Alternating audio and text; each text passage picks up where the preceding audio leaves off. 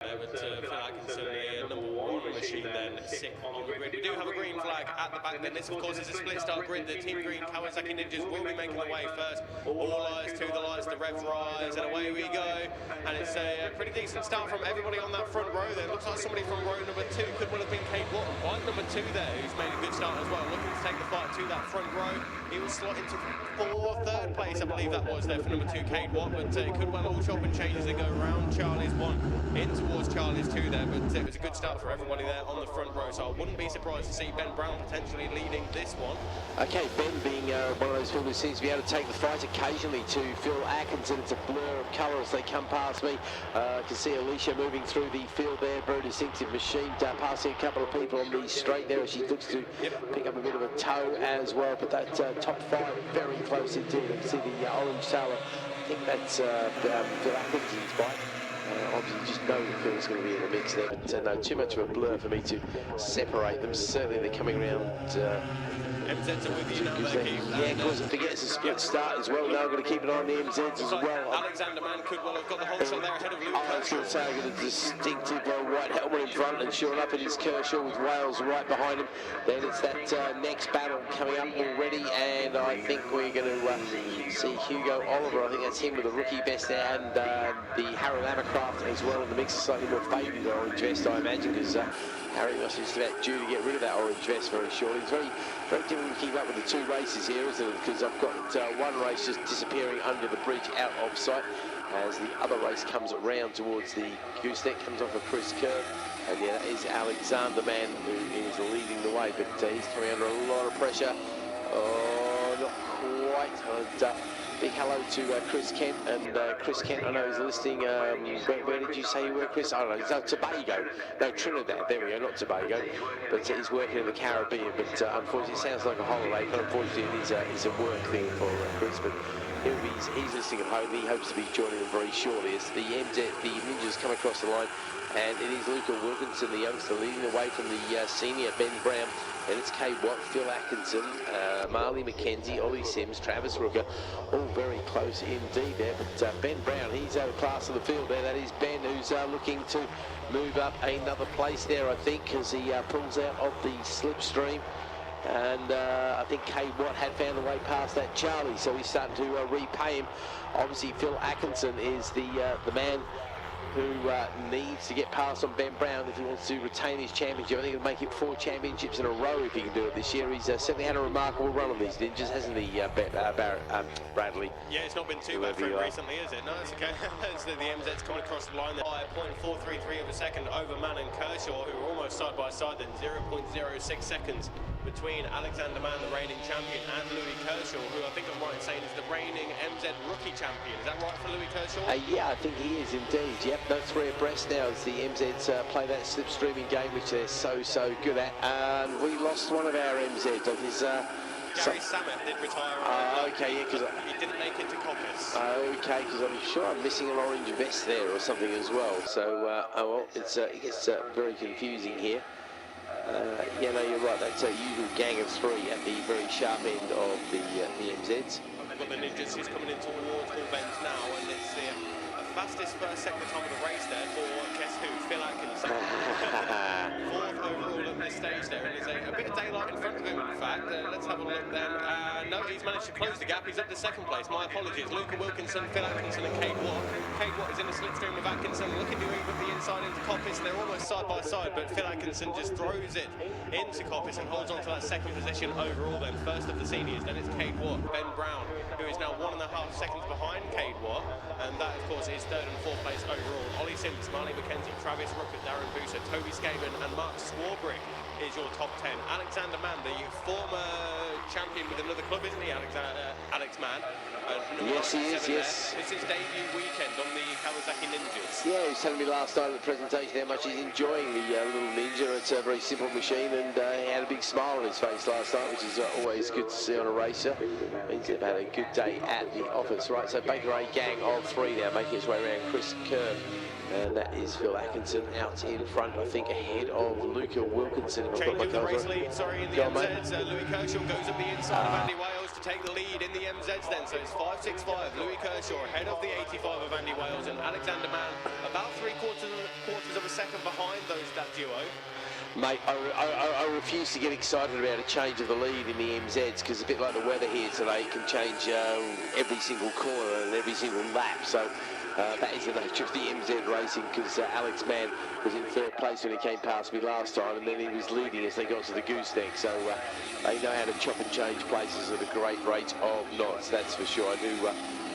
Be good to see Louis back on the top step, but it'd be good to see any of the guys on the top step here, because they all put so much into their racing. And obviously the other thing they're going to have to factor in is they are very rapidly catching a slow back marker there as well. A couple of the slower ninjas who are just making their way out of the chicane as the leaders are now heading up to the chicane.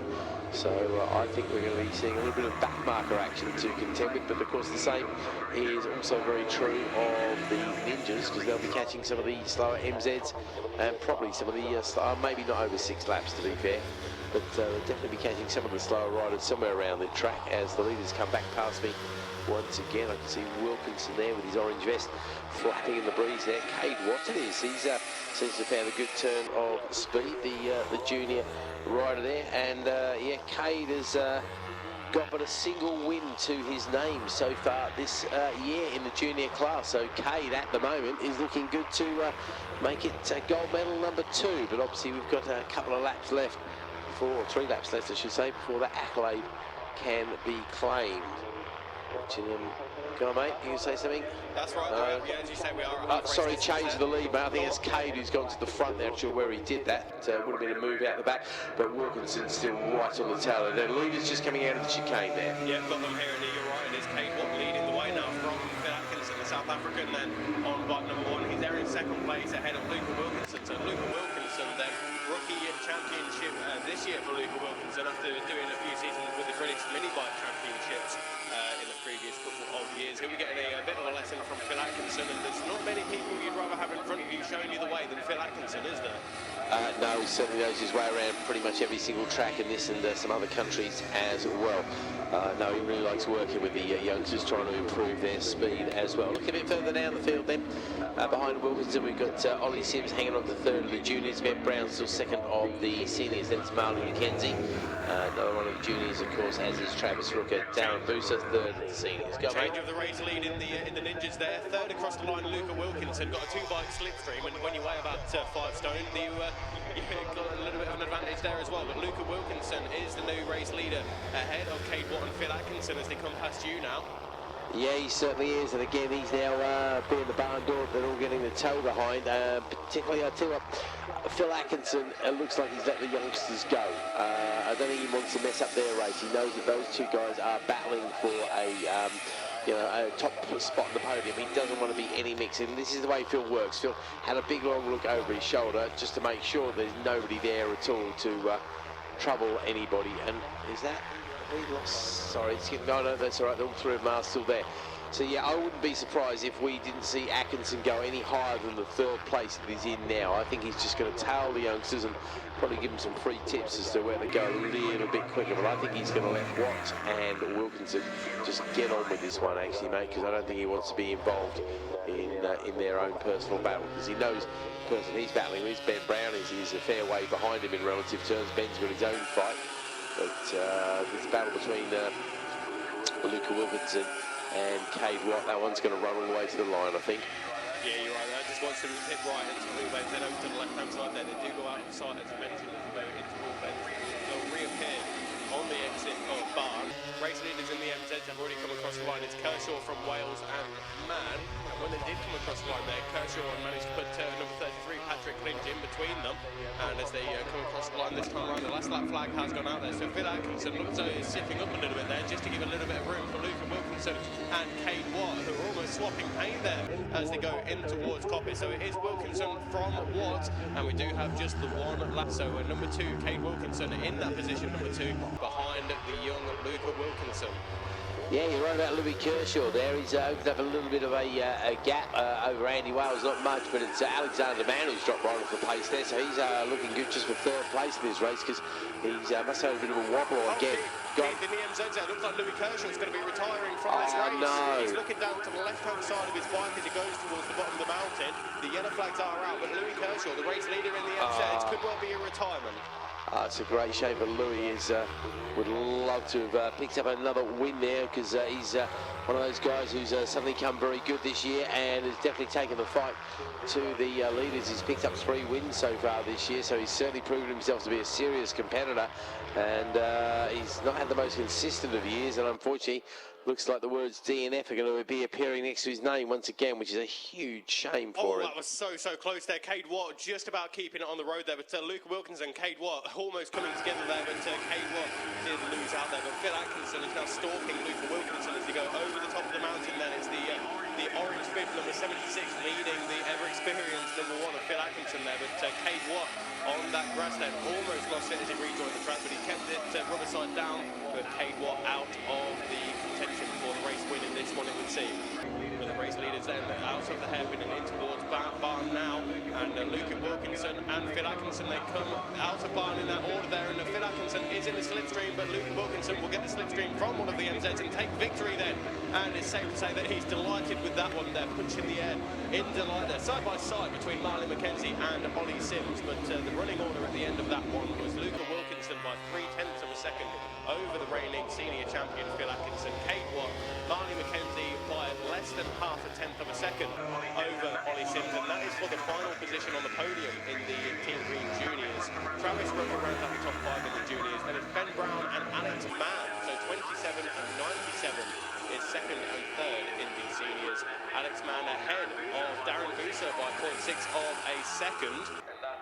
And that is your top 9.